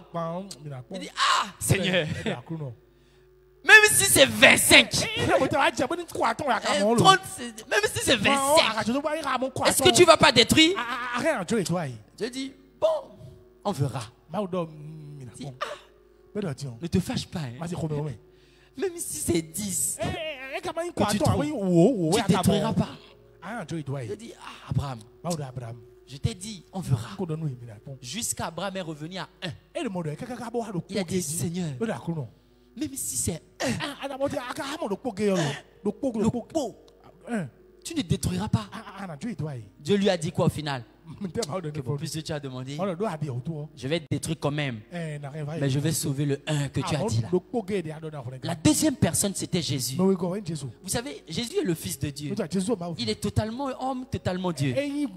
Ça veut dire qu'il peut totalement ressentir la douleur, comme totalement être élevé comme Dieu. C'est à cause de ça que Jésus est le seul qui peut nous comprendre. Amen. Parce qu'il a ressenti la douleur dans sa dimension homme, et il est aussi dans la dimension Dieu. Mais lorsqu'il était dans cette dimension, dans le jardin de Gethsémani, la Bible dit que sa sueur était comme les grumeaux de sang. Vous savez pourquoi? Parce qu'il a senti le poids. Vous imaginez un innocent? Vous là, si vous êtes innocent seulement, votre mère dit que c'est toi qui as volé le morceau de viande dans la marmite, alors que ce n'était pas toi. Tu te fâches déjà dans la maison et tu veux déjà te suicider. À cause du morceau de viande. Mais Jésus, lui, n'avait rien fait. Jusqu'aujourd'hui, il n'y a pas de preuve. C'est à cause de ça que Pilate a lavé ses mains. Parce qu'il a dit, lui là, il est innocent. Il n'a rien fait. Et vous voulez lui mettre les clous dans le corps. Non, mon frère, toi tu peux prendre des clous pour moi. Tu sais le poids que ça fait. Toi tu peux. On te met les clous dans le corps alors que tu n'as rien fait. Tu peux. Pour moi. Toi tu peux. Maintenant pourquoi tu me dis que tu es le chemin, la vérité, la vie? C'est lui. Acclame le chemin, la vérité, la vie. C'est lui. Lui il peut. Lui il peut. Et il a montré qu'il a pu. Personne ne peut. Personne. Quand il est venu dans le jardin, il s'est agenouillé. Et il a vu le poids de ce qu'il est sur le point d'accomplir. Il y a des personnes, quand ils sont sur le point de faire des opérations chirurgicales, ou bien il y a d'autres quand elles sont sur le point d'accoucher, ou bien les femmes enceintes parfois, pour la première fois surtout, il y a certaines, ma soeur même ne voulait pas voir son mari, parce qu'elle disait si je le voyais, j'allais le griffer pour qu'il puisse se dire qu'il m'énervait. Le poids que ça fait. Mais ça c'est pour mettre au monde, hein? Ou bien, mais lui il voulait mourir. Il va mourir. Et il n'était pas mort seulement aussitôt. Non. On a mis les clous. On a percé encore son côté. On a mis du vinaigre sur lui. On lui a mis une couronne d'épines. Oh, lève-toi, lève-toi, lève-toi. Il faut qu'on donne un tonnerre d'acclamation pour Dieu, pour Jésus, pour le sacrifice qu'il a accompli. Parce que nous sommes encore dans cette saison. Oh, acclame très fort. Je ne suis pas encore convaincu de tes acclamations. Oh, mais Jésus est bon. Jésus est bon. Il a accepté ce poids-là pour toi et moi. Oh non. Tous les jours qu'on viendra à l'église, normalement, les chantes doivent nous amener d'abord à acclamer Jésus pour l'acte qu'il a accompli pour nous. L'acclamer encore et encore. Celui qui est fatigué de l'acclamer, je vais appeler Jésus sur son téléphone pour dire refuse de payer le prix pour lui là. Il refuse d'acclamer. Encore et encore pour ce qu'il a fait pour nous. Acclame le Seigneur. Acclame le Seigneur pour ce qu'il accomplit. Oui, mes frères, souvent on tarde. On ne met pas l'accent sur ce qu'il a fait. Voilà pourquoi tu penses qu'il n'a rien fait. Le Jésus qui a donné sa vie en sacrifice, c'est pour que toi tu sois délivré. Mais pourquoi tu es encore prisonnier aujourd'hui? Tu es en train de rendre ce sacrifice vain. Oh, acclame, je n'entends pas tes acclamations. Acclame le Seigneur. Acclame le Seigneur pour ce qu'il a fait pour nous. Amen. Assieds-toi. Personne ne peut le faire. Personne ne peut le faire. On a percé son côté. Et on a mis une couronne d'épines sur sa tête. Et regardez encore ce qui est plus insultant. C'est qu'on l'a pendu avec 2 voleurs. Avec 2 brigands. Et lui, il était au milieu. Oui, si maman a mis un nez ici, moi, je ne vais pas rester ici, au milieu. Non. Le frère Geoffroy sera au coin, moi, je serai au coin, et maman même sera au milieu. Ou bien, ça veut dire que maman est plus importante que nous deux. Un statut plus important que nous deux. Maintenant, si à ta droite et à ta gauche, il y a des voleurs, c'est que toi, tu es qui? Hein? Le roi des voleurs. Adjoto quoi? Adjoto les cigans. Oh, mon Jésus est devenu le roi des voleurs. Oh, nous aussi, hein? Que Dieu nous pardonne. Il est le roi des voleurs. Regardez encore ce qui est plus insultant. Un des voleurs lui dit: oh, toi là, si tu es le fils de Dieu, qu'on dit là, mais sauve-toi. Et puis après, sauve-nous. Parle seulement, tu parles. On est en train de mourir ici. Sauve-toi et sauve-nous. Les soldats ont fait tombola sur les vêtements de Jésus. Jouant au tombola pour gagner le vêtement de Jésus. Le vêtement du roi des voleurs. La Bible dit dans Galates 3:13 qu'il est devenu malédiction pour que nous soyons bénédiction. Amen. Il a accepté de tomber pour que nous soyons relevés. Il a accepté de mourir pour que nous vivons. Vous imaginez? Donc, regardez le poids là. Quand Jésus a regardé à tout ça, dans le jardin, il s'est agenouillé et il a dit: Père, mon corps réclame. Éloigne de moi cette coupe. Jésus a été honnête. Beaucoup d'entre vous, vous n'êtes pas honnête dans vos prières. Parfois, lorsque vous priez, vous savez que c'est difficile. Regardez, un homme qui a déjà 35 ans ou une femme qui a déjà 35 ans ou 40 ans ou 50 ans, mais qui n'est pas encore marié, qui n'a pas d'enfant. Mais c'est difficile, n'est-ce pas? C'est difficile. Mais pourquoi tu viens à l'église pour nous faire preuve de foi? Seigneur, je sais que tu vas accomplir. Je sais que tu vas... Laisse ça, c'est du folklore. Chez toi-même à la maison, tu pleures là-bas. Et devant nous maintenant, tu viens faire le chrétien Django. Seigneur, je sais que tu feras. Non, Dieu n'aime pas les gens qui ont la carapace solide. Dieu aime ceux qui viennent à lui à visage découvert. Quand vous voyez un homme de Dieu qui prêche dans sa chambre, quand il voit Jésus, il pleure. Il pleure. Il vient devant lui en disant: Seigneur, je ne peux pas. Il ne connaît rien. Dieu aime les gens comme ça. Il n'aime pas les Django qui viennent toujours pour montrer qu'ils peuvent. Si Jésus a montré qu'à un moment donné, il ne peut pas. Et toi et moi? Il a dit: Père, éloigne de moi cette coupe.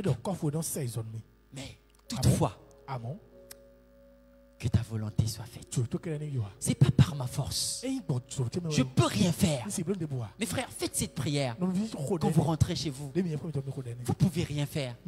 Mais c'est difficile quand même. Je vous ai dit, une femme qui a 40 ans, qui n'est pas mariée, qui n'a pas d'enfant, c'est difficile. Moi, j'ai ma soeur qui va bientôt se marier et on a fait ce combat là pendant des mois et des mois. Aujourd'hui, elle a plus d'une trentaine. À chaque fois, elle me dit que quand on me rencontre dans la rue, on me dit que je suis devenue comme une maman. Et ça me fait tellement mal que je n'ai ni d'enfant, ni mari, même pas de promesse. Je lui disais toujours que c'est difficile. Oui, je sais que c'est difficile. Mais attends, notez le fille. Pour toi aussi, ça va venir. Si l'autre s'est marié à 15 ans, si l'autre s'est marié à 18 ans, si l'autre s'est marié à 30 ans. Toi aussi, tu vas te marier à l'âge que Dieu veut que tu te maries. Aujourd'hui, maintenant, quand elle m'écrit pour les préparatifs, elle a oublié ça. Hein? C'est moi qui la rappelle maintenant. Tu es chaude maintenant, tu parles de gâteau, tu parles de costume. Tu as trouvé le mari. Il est venu comment? C'est toi qui l'as dragué? Non, que c'est lui qui est venu. Il est venu comment? C'est que le temps est arrivé. Maintenant, toi aussi, tu vas te marier. Donc, c'est difficile. C'est difficile. Mais ne vous cachez pas sur... J'ai la foi, j'ai la foi. Parfois, c'est le mensonge. Vous n'avez pas la foi. Vous voulez seulement montrer aux gens que vous êtes... Dites dans votre cœur et à Dieu, c'est difficile. Oui, Dieu, c'est difficile. Oui. Tu es un jeune. Tu as 35 ans. Tu as 30 ans. Tu n'as même pas encore 1 million en compte en banque. Oui, c'est difficile. Ou bien, c'est difficile. Comment est-ce que tu iras prendre la femme là? C'est difficile. Dis-lui, mais Seigneur, c'est difficile. La poche est trouée. C'est difficile. Tu es une femme. Tu n'as pas d'enfant. Alors que tu es marié. Oui, c'est difficile. Mais ce n'est pas impossible. C'était difficile pour Jésus. Mais ce n'était pas impossible. Aujourd'hui, ça fait 2025 ans qu'il a déjà fait ça. Et maintenant là, quand on parle et qu'on l'acclame ici, il est là-bas. Et il touche Gabriel. Il dit, à moi. Tu l'as vu. Toi, tu ne peux pas faire ça. Hein? Vous pensez que moi je peux acclamer Gabriel? Vous pensez que moi je peux acclamer Michael? Je vais dire Michael, dégaine ton épée. Et coupe-moi les ennemis là. Vite fait. Hein? À Jésus, je vais dire mon Seigneur. Vous pensez que je peux parler à Jésus? Oh Jésus! Pourquoi? Parce que lui, il a fait l'impossible. Regardez, les femmes ou les maris. Parfois, votre mari est soumise aussi au niveau où vous-même vous montrez que vous pouvez. Ou bien, quand vous êtes aussi trop irresponsable, il y a d'autres, elles ont un peu ça dans le sang. Elles se lèvent parfois et disent, un jour, chez nous au pays, quelqu'un nous a raconté quelque chose pour dire que la première dame avait pris un morceau de sa chaussure pour lancer sur le président. Et il a dit au président, au Salanganini, genre, qu'est-ce que toi tu m'as déjà fait? Et on s'est regardé. Et qui est? Si la femme du président dit au président, qu'est-ce que depuis que je suis là, qu'est-ce que tu m'as déjà fait? Toi et moi là, on va dire quoi? Elle va nous dire quoi? Mais à Jésus, on ne peut jamais lui dire ça. Quand on regarde Jésus, c'est la révérence. Quand il rentre dans la salle, on se courbe pour dire Seigneur, c'est toi qui l'as fait. Amen. Donc, aujourd'hui, mes frères, je vais résumer tout ce que je vous ai dit tout à l'heure en une seule chose. Croyez que Dieu peut le faire. C'est tout. Arrêtez de vous encombrer. Moi, j'ai jamais vu une vie aussi facile que la vie chrétienne. C'est trop compliqué de ne pas être en Dieu. Mais j'ai remarqué qu'il y a beaucoup de chrétiens qui pensent qu'ils sont en Dieu, mais qui ne sont pas en Dieu. Ils viennent à l'église. Le séjour d'un tronc d'arbre dans l'eau ne le transformera jamais en crocodile. Ça sera toujours un tronc d'arbre. Même s'il a fait 60 ans dans l'eau, au contraire, il sera décomposé. Mais il ne deviendra pas un crocodile. C'est pas parce que vous êtes à l'église que tout ce qu'on dit, c'est pour vous. C'est pour ceux qui appartiennent à Dieu. Mais ceux qui appartiennent à Dieu croient que Dieu fait pour eux. Mon frère, aujourd'hui, je te laisse avec cette introspection. Est-ce que tu crois que Dieu peut faire? On ne croit pas avec la tête. On croit avec le cœur. Mais lorsque le cœur croit, la bouche parle. Les mains font. Les pieds se déplacent. Quand on te dit quelque chose, est-ce que tu t'empresses pour le faire? Si tu n'es pas pressé de le faire, c'est que dans ton cœur tu n'as pas cru. Arrête de faire l'orgueilleux. Arrête de faire celui qui est toujours fort. Oui, même Jésus était faible à un moment donné. Et il a montré sa faiblesse. Il a dit, Père, je ne peux pas. Éloigne de moi cette coupe. Mais ma force vient en toi. Parce que vous savez, mes frères, celui qui est qualifié pour être dans l'équipe type de Dieu, ce n'est pas celui qui est fort. Parce que Dieu n'appelle pas les forts. Il appelle les faibles et il les dote de sa force. Amen. Donc, lorsque toi et moi nous sommes faibles, c'est alors qu'en réalité nous sommes forts. Donc si nous refusons de montrer nos faiblesses, c'est que nous sommes disqualifiés pour être dans l'équipe de Dieu. Mais si nous sommes faibles, matin, midi, soir, Dieu voit en nous. Il dit, tiens, voilà celui que je vais prendre. Regardez ce qu'il a pris. Il a pris les Gédéons qui étaient faibles dans sa lignée, qui étaient dans la lignée la plus faible d'Israël. Amen. Et il a déplacé les montagnes. Il a pris les David, qui était le plus petit parmi les frères. Mais il l'a levé. Et c'est David qui a tué Goliath. Amen. Il prend les choses viles pour confondre les sages. Même si tu es petit, même si tu es fatigué, même si tu es faible, même si tu es impuissant, Jésus va te prendre, il va te transformer et il va accomplir les choses au travers de toi. Parce qu'il ne veut pas que les gens disent que c'est toi qui l'as fait. Il veut que les gens disent que c'est lui qui l'a fait en toi.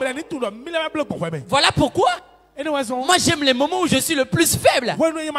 Parce que c'est les moments où Jésus accomplit le plus. Vous-même regardez. Quand vous avez beaucoup d'argent dans les poches, est-ce que vous avez faim? Vous n'avez pas faim? Vous savez qu'à n'importe quel moment, je vais attaquer.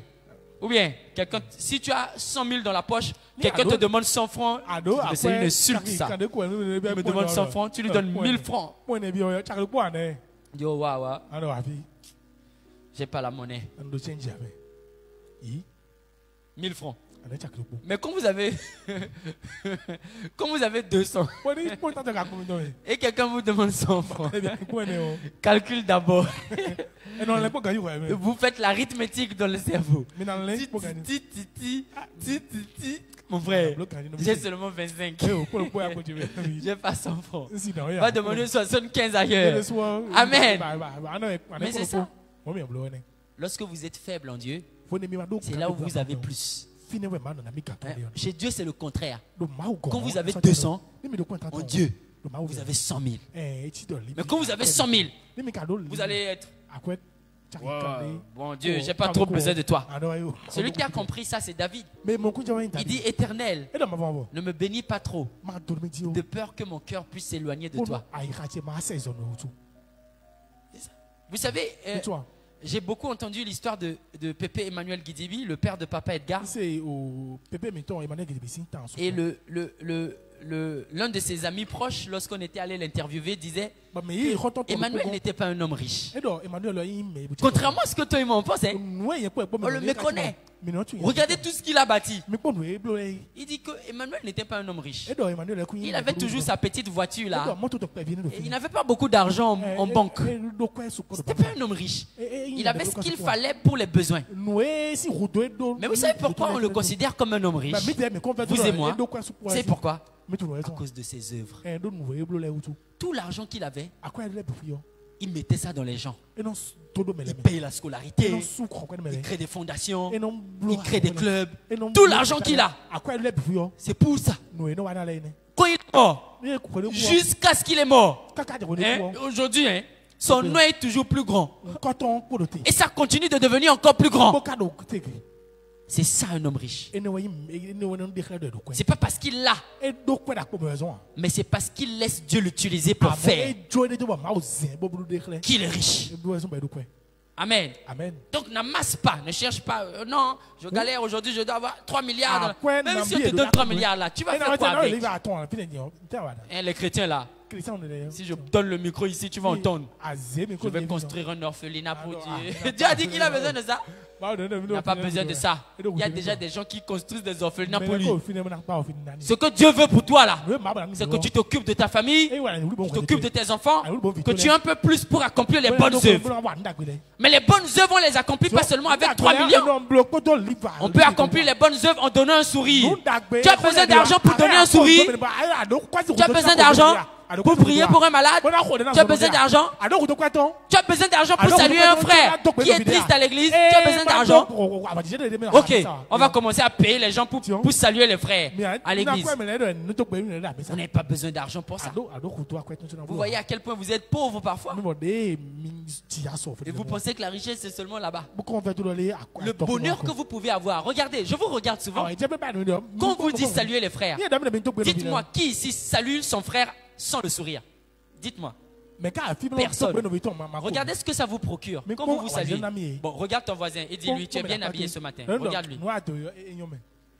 Tu vois, non? Il sourit, non? Maintenant, vous-même, le bonheur que votre cœur éprouve quand quelqu'un vous sourit, parce que vous lui avez fait quelque chose de bien, vous vous sentez comment? Mon frère, si moi j'étais un drogué, la drogue que je voudrais prendre là, c'est la satisfaction de quand quelqu'un est content parce que tu lui as fait quelque chose de bien. Que ça déclenche dans ton cœur là. C'est plus que même la morphine. Regardez le sourire de la sœur Emmanuela. Elle est dans l'extase. Parce qu'elle se dit, ouh. Imaginez, quand vous rencontrez quelqu'un, vous êtes avec vos amis, et vous rencontrez quelqu'un, et vous vous dites, hé, mon boss, ça c'est mon boss, ça c'est mon boss. Et il dit à vos amis, lui là, ce qu'il a fait pour moi, le 15 mai 1997, il a fait tel. Et il m'a sauvé la vie. Celui-là, ce n'est pas n'importe qui. Comment vous vous sentez? Bon, moi je ne parle pas pour vous. Pour moi là, oh, c'est rien. Oh, arrête. C'est rien. Regarde, ta main dit arrête, ton cœur dit continue mon frère. Ne suis pas ma main. Continue. Ça me fait du bien. Amen. Mais ça vous fait du bien. Alors faites du bien. C'est plus que le fait de dire j'ai 1 million dans mon compte. Plus que ça. J'ai 1 million dans mon compte. C'est une satisfaction énorme. Aujourd'hui, nous souffrons parce que nous sommes égoïstes. Sinon, je n'ai pas besoin d'avoir d'argent aujourd'hui. Si je finis le culte et je vais voir l'homme de Dieu et je dis, homme de Dieu, j'ai faim. Aujourd'hui, je n'ai pas préparé à la maison. Tu as préparé? Il va refuser de m'inviter chez lui, vous croyez? Lui, il a une femme. Il est déjà marié. Ça veut dire qu'il y a toujours le plat. Même pour lui, là, on va couper en deux. Je vais manger, n'est-ce pas? Le dimanche prochain. Je sais que tu es célibataire. Mais c'est entre nous. Tu ne m'invites pas dans un QG. Tu as vu, j'ai même pas encore demandé, il a déjà dit oui. Le dimanche qui suit. Sœur Clarisse, je ne suis pas encore venu chez toi. Hein. Je dois connaître chez toi. Je suis en train de dire indirectement que si je viens, il faut que ça soit satisfait. Ou bien, ça fait déjà combien le dimanche? 3. On va boucler le mois avec le frère Otis. Quand le dimanche va finir, frère Otis, avant déjà, au début du culte là, il est souvent à l'écodim. Je vais déjà le voir. Comme Jésus a dit à Zachée, aujourd'hui, je mangerai chez toi. Sache-le. À la fin du culte, mon frère, je mangerai chez toi. Si ce n'est pas encore prêt, débrouille-toi. Ou bien, l'avantage que j'ai, c'est que je suis souvent devant ici. Ou bien, donc, si je dis, ça peut être fait. Ou bien, vite, à moi. Un mois comme ça, j'ai rien dépensé et j'ai mangé. Vous êtes des égoïstes, des orgueilleux. Voilà pourquoi vous souffrez. Vous avez faim. Oh non, je manque. Si vous manquez aujourd'hui là, et vous avez besoin Même de 100 000 ici, là, vous pouvez trouver ça ici. Je vous dis, vous pouvez trouver ça ici. C'est la force des communautés. Vous pouvez trouver ça ici. Parce que moi, je ne veux pas demander. Hein. Okay. Je ne veux pas demander. Ils vont commencer à dire mal. Oui, vous avez aussi parfois raison. Parce qu'il y a aussi d'autres frères. Le frère autiste va dire, mais non, et non, c'est pas lui. Quelqu'un d'autre va dire, il était venu manger chez moi. C'est ce qu'il fait. Si jamais il dit ça encore à un frère à qui tu avais dit ça la veille. Oui, il me dit ça aussi. Ah, donc c'est son habitude. Non, mais les frères, ça aussi, ça nous empêche parfois. Ne soyez plus comme ça, d'accord? Mais c'est pour vous dire que vous ne pouvez manquer de rien du tout. De rien. Vous n'avez donc pas besoin des milliards que vous cherchez là. Vous n'avez pas besoin de ça. Même si on vous donne ça, celui qui a 1 milliard ici là, pour le trouver à l'église maintenant, ça va devenir difficile. Hein? Non, j'ai trop de choses à faire. Aujourd'hui, on a une réunion d'affaires. On doit investir 500 millions. J'ai pas trop le temps là. Hein, vos églises où vous durez trop là. Pas trop le temps. Vous voyez un peu? Donc Dieu vous bloque les finances aussi parce qu'il sait que si vous donne, vous allez le fuir. Dieu ne donne qu'à ceux qui, quand ils prennent, ils sont détachés. Mes frères, j'aurais aimé vous garder encore plus longtemps pour partager la parole de Dieu. Sachez qu'il est important pour vous de croire au Seigneur, de croire en ce qu'il a accompli, de croire en sa miséricorde, de croire en sa résurrection, de croire en sa puissance, de croire qu'il est capable d'agir et de changer votre vie. Si vous croyez, il le fera pour chacun de vous. Que Dieu vous bénisse et qu'il bénisse sa parole. Merci. Amen. Alors tu vas te tenir debout. Tu vas faire cette prière. Tu vas dire, Seigneur, je veux croire en toi. Je veux croire en toi. Il dit, celui qui veut, qui n'a pas, qu'il demande, et le Père de toutes choses donnera. Mais qu'il demande avec foi, sans douter. Parce qu'il ne s'imagine même pas en doutant qu'il sera exaucé. Alors est-ce que ce midi tu peux lui demander de t'imputer la foi qu'il a imputée à Abraham? Il a fait d'Abraham un homme de foi. Il est capable de faire de toi aussi un homme et une femme de foi. Alors dis, Seigneur, ce matin, donne-moi de croire en toi. Donne-moi de croire en toi. Même si la mer se déchaîne, même si le vent souffle, permets-moi de ne point douter. Parce que tu n'as pas dit que je coulerai. Permets-moi de croire en toi, quel que soit ce qui se passe. Au nom de Jésus. Élève ta voix et prie ainsi. Au nom de Christ Jésus.